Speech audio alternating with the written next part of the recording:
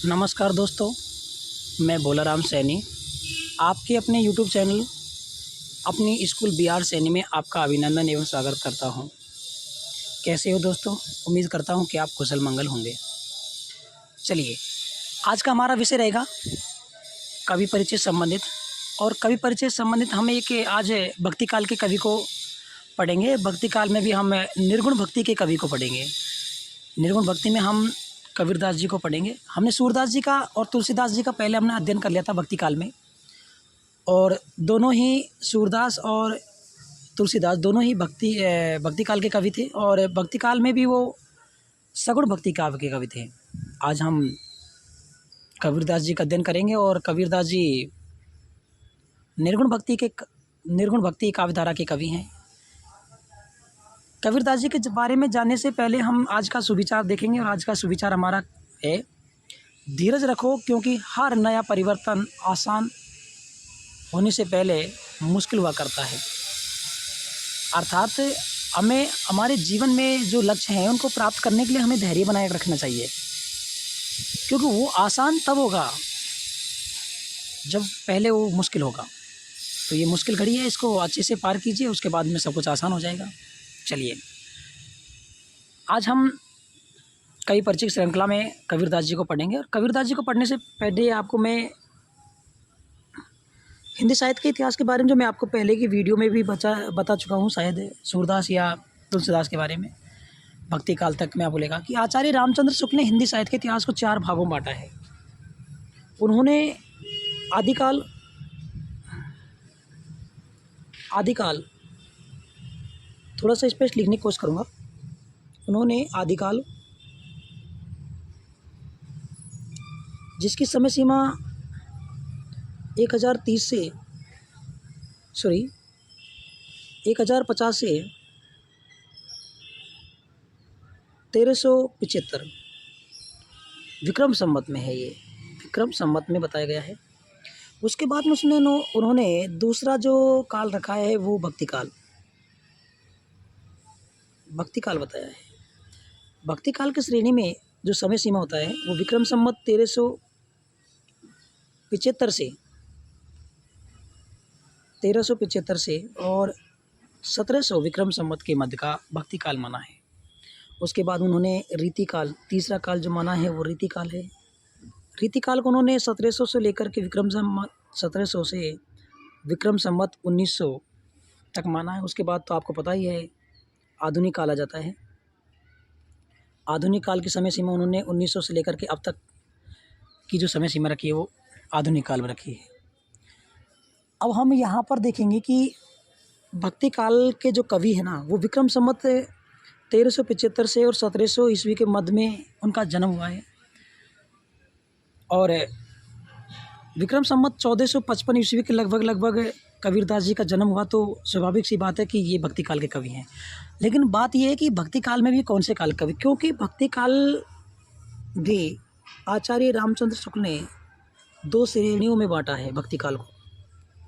इन्होंने एक तो बांटा है सगुण काव्यधारा में, एक बांटा इन्होंने निर्गुण काव्यधारा में। सगुण काव्यधारा क्या होती है? सगुण काव्यधारा होती है जिसमें किसी ईश्वर के रूप, रंग, आकार दिखाई देते हों और उसकी आराधना की जाए, भक्ति की जाए, उसे सगुण काव्यधारा कहा जाता है। और जो अनादि है, अनंत है, कण कण में व्याप्त है, प्रत्येक वस्तु में व्याप्त है, वो निर्गुण काव्यधारा में कहा जाएगा। निर्गुण से तात्पर्य ये मत लेना दोस्तों कि निर्गुण मतलब कि जिसमें कोई गुण ही नहीं हो, ऐसा तो भगवान नहीं है जिसमें गुण नहीं हो। निर्गुण से तात्पर्य अनादि, जिसका विस्तार का पता नहीं है, कण कण में व्याप्त है, सब कुछ में, हर जगह, वहाँ उसे निर्गुण काव्यधारा कहा जाएगा। अब सगुण काव्यधारा को भी 2 भागों में बांटा है। सगुण काव्यधारा को एक तो बांटा है राम भक्ति काव्यधारा में, जिसके प्रतिनिधि कवि हमने पढ़ लिए हैं आचार्य गोस्वामी तुलसीदास, और एक है कृष्ण काव्यधारा। कृष्ण काव्यधारा का जो प्रतिनिधि कवि है सूरदास, उसका भी हमने अध्ययन कर लिया है। निर्गुण काव्यधारा के जो 2 काव्यधाराएं चलती हैं निर्गुण काव्य की, उसमें एक तो आता है ज्ञानाश्रयी, ज्ञानाश्रय और दूसरा आता है प्रेमाश्रय। आज हम ज्ञानाश्रय के प्रतिनिधि कवि कबीरदास जी को पढ़ेंगे और प्रेमाश्रय के प्रतिनिधि कवि मलिक मोहम्मद जायसी को माना जाता है, उसका भी हम बहुत जल्द विवेचन अध्ययन करेंगे। चलिए दोस्तों, आज हम निर्गुण काव्यधारा के ज्ञानाश्रय के प्रतिनिधि कवि कबीरदास जी का अध्ययन करेंगे। पहले उनका हमें व्यक्तित्व एवं जीवन परिचय देखते हैं, उसके बाद उनका थोड़ा सा साहित्य परिचय है। आपको पता है साहित्य परिचय में तो उन्होंने कुछ लिखा ही नहीं है, साहित्य तो उनका है ही नहीं, क्योंकि कबीरदास जी तो अनपढ़ माने जाते हैं कि उन्होंने स्वयं कहा है कि मैंने कागज़ कलम दवात को छुआ तक नहीं है। अनपढ़ थे कबीरदास जी, लेकिन उनकी जो वाणी थी उस वाणी को उनके शिष्यों ने साहित्य में उभारा है। उनके शिष्यों ने इनके ग्रंथ, संपूर्ण रचनाओं का एक ग्रंथ माना जाता है बीजक, जिसको 3 भागों में बांटा गया है, साखी, शबद और रेवनी। साहित्य परिचय के बारे में भी देखेंगे, भाषा के बारे में भी जानेंगे। पहले हम इनका थोड़ा सा जीवन परिचय को देखते हैं। देखो, ऐसा माना जाता है कि भक्ति काल के जितने भी कवि हुए हैं, चाहे वो सूरदास है, तुलसीदास है, कबीरदास जी हैं, इनके जन्म और मृत्यु के बारे में, जन्म स्थान के बारे में विद्वानों के एक मत नहीं है। खास तौर पे जन्म के स्थान के बारे में, जन्म के बारे में। मृत्यु के बारे में तो लगभग अधिकांश विद्वान प्रामाणिक जानकारी उपलब्ध करवा देते हैं, लेकिन जन्म स्थान और जन्म दिन के बारे में इनका मतभेद रहता है अलग अलग विद्वानों में। माना जाता है कि कबीरदास जी का जन्म विक्रम संवत 1455 माना जाता है, ऐसा 1455 यानी कि 1398 ईस्वी के आसपास हुआ था, ऐसा विद्वान मानते हैं। उनके जन्म के बारे में कई किंवदंतियां प्रचलित हैं। कुछ विद्वान उनके जन्म के बारे में क्या कहते हैं, कुछ विद्वान उनके जन्म के बारे में क्या कहते हैं, लेकिन सर्वाधिक मान्यता के अनुसार कबीर का जन्म काशी में एक विधवा ब्राह्मणी के गर्भ से हुआ। ब्राह्मणी विधवा थी, तो लोकलाज के कारण कबीरदास जी को वो नारी समाज की मर्यादाओं का ध्यान रखते हुए वो नारी कबीरदास जी को लोकलाज के भय से उस बच्चे को जन्म देते ही एक लहरा नामक तालाब के किनारे छोड़कर चली गई। वहाँ से गुजरते हुए नीरू और नीमा नाम के दूल्हा दंपति ने उन्हें उठाया था। अर्थात उनके माता पिता कौन थे? कबीरदास जी के पिता के बारे में तो कोई वर्णन मिलता ही नहीं है, कोई जानकारी प्राप्त होती ही नहीं है। स्वयं कबीरदास जी भी कोई जानकारी नहीं देते हैं। माता के बारे में देते हैं कि माता जी ने उन्हें शिशुपन में अर्थात बचपन में ही क्या लहर तालाब नाम से छोड़ दिया था। लेकिन अगर आपसे नाम उनके पालन पोषण करते माता पिताओं के बारे में पूछा जाए तो नीरू और नीमा नामक जो जुल्हा दंपति थे, जुल्हा जो लोहार का काम वगैरह ये किया करते, उन्होंने उनको वहाँ से लहर नामक तालाब से उनको उठा लिया और उनका कबीरदास जी का पालन पोषण किया। उन्होंने उसे अपनी संतान बनाकर पालन पोषण किया। वह उसे अपने पैसे के हुनर दिया। पैसे मतलब रोजगार या जो काम था उनका, जो भी काम था उसमें उन्हें हुनर दिया, उनको परिपूर्ण कराया, परिपक्व कराया उस काम में। इस तरह कबीर को हिंदू और मुस्लिम दोनों संस्कार प्राप्त हुए। हिंदू में जन्म हुआ था ना, ब्राह्मणी विधवा ब्राह्मणी से जन्म हुआ था तो हिंदू थे, और जुल्हा जो दंपति थे वो मुसलमान थे, जुल्हा। तो हिंदू और मुसलमान दोनों के संस्कार प्राप्त हुए। जन्म तो हिंदू परिवार में हुआ था ना, पालन पोषण मुसलमान परिवार में हुआ था। कबीर बचपन से ही अंतर्मुखी, एकांत प्रिय, साधु स्वभाव के व्यक्ति थे। हमेशा अपने बारे में सोचते रहते, समाज के बारे में सोचते रहते, संसार के बारे में सोचते रहते, संसार क्या है क्या नहीं है, संसार। एकांत प्रिय थे, हमेशा उनको एकांत पसंद था। लोगों के से अधिक मेल मिलाप उन्हें बिल्कुल पसंद नहीं था। साधु स्वभाव के रहते थे। हालांकि कबीरदास जी ने शादी की थी, और ऐसा माना जाता है कि कुछ अनेक विद्वान तो ऐसे मानते हैं कि इन्होंने दो शादी की थी, बच्चे भी हुए थे इनके, और बच्चे भी कमाल के थे। तो नाम भी उनका कमाल और कमाली थे। देखो,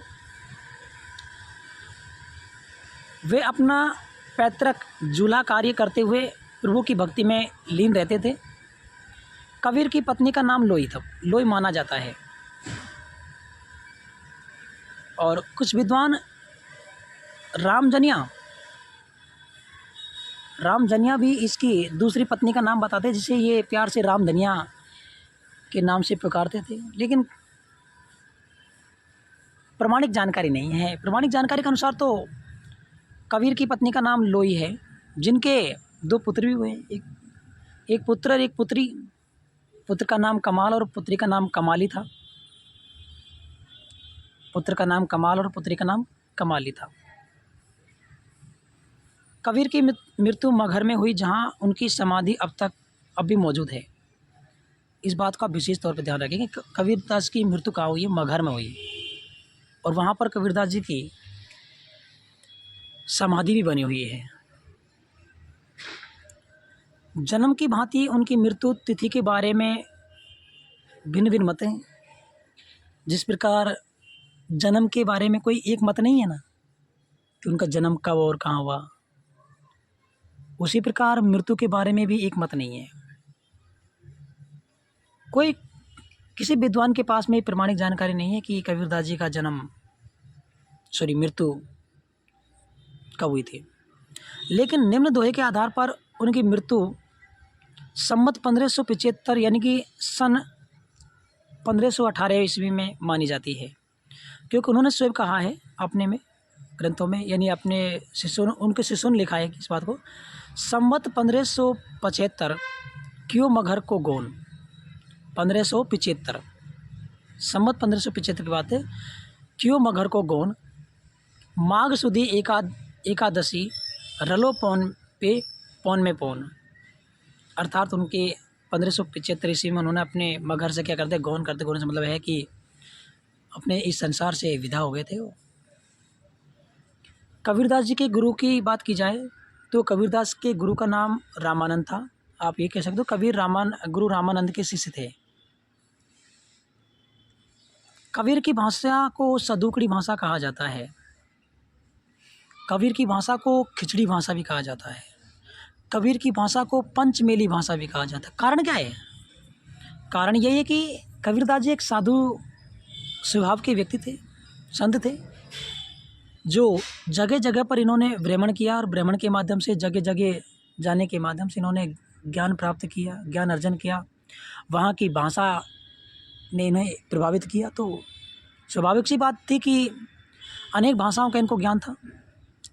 पंचमेली भाषा इनको कहा जाता है, इनकी भाषा को, जिसका अभिप्राय है साधु संगति में विकसित भाषा। सदुकड़ी भाषा का अगर आपसे ये पूछा जाए कि सदुकड़ी भाषा किसे कहते हैं, तो सदुकड़ी भाषा का तात्पर्य हुआ कि साधु संगति में विकसित भाषा को सदुकड़ी भाषा कहा जाता है। कबीर के ग्रंथों की सबसे पहली खोज 1903 ईस्वी में श्री H. विल्सन द्वारा की गई, जिन्होंने कबीर के कुल 8 ग्रंथों की सूची बनाई। कि वही कबीरदास जी ने 8 ग्रंथ लिखे हैं, या फिर उनके शिष्यों ने 8 ग्रंथ लिखे हैं, या फिर कबीरदास जी की वाणी को 8 ग्रंथों में रचा गया, ऐसे मान सकते हो आप। भक्तिकाल निर्गुण संत परंपरा के प्रमुख कबीर की रचनाएं मुख्यतः कबीर ग्रंथावली में संग्रहित है, किंतु उनकी रचनाओं का संग्रह बीजक को प्रमाणिक माना जाता है। आपको प्रमाणिक रचना तो एक ही बतानी है उनकी, कबीरदास जी की। हालांकि उनकी रचनाओं का विवरण तो और भी मिलता है। देखो, बीजक में रेमनी, रबद और साखी 3 भाग मिलते हैं इसके बीजक के। उसके बाद कहरा, बसंत, बेली, बिरहुली, चांचरी, इंडोला, चौतीसी, विप्रेम तीसी आदि रूप में मिलते हैं इनके बीजक को। कबीर की कुछ रचनाएं गुरु ग्रंथ में भी संकलित की गई हैं। ये हुआ इनका जीवन एवं थोड़ा सा साहित्य परिचय है। दोस्तों इतना भी अब अगर आप कबीर के बारे में जानकारी रखते हो तो बहुत अच्छी बात है। उम्मीद करता हूँ कि आपको बहुत जानकारी आज कबीरदास से संबंधित प्राप्त हुई होंगी। और आज इस वीडियो के नोट्स बनाइए और अच्छे से इसका अध्ययन कीजिए। बहुत उपयोगी सामग्री आपके पास में एकत्रित होगी, ये मेरी इसी प्रकार की उम्मीद है। और वीडियो को अपने दोस्तों के साथ में भी शेयर कीजिएगा ताकि उन्हें भी कबीरदास जी के बारे में जानकारी प्राप्त हो, उन्हें भी कुछ इस वीडियो से लाभ प्राप्त हो जाए। और अगर आप वीडियो पहली बार देख रहे हो, आप चैनल पर पहली बार हो, तो प्लीज़ एक बार वीडियो को सब्सक्राइब कर लीजिएगा, क्योंकि इसी प्रकार की वीडियो कक्षा 9 से 12 तक का सिलेबस, उनकी रचनाओं, व्याख्या सहित आपको और भी व्याकरण से संबंधित बहुत कुछ इस चैनल पर आपको उपलब्ध कराया जाएगा धीरे धीरे। धन्यवाद।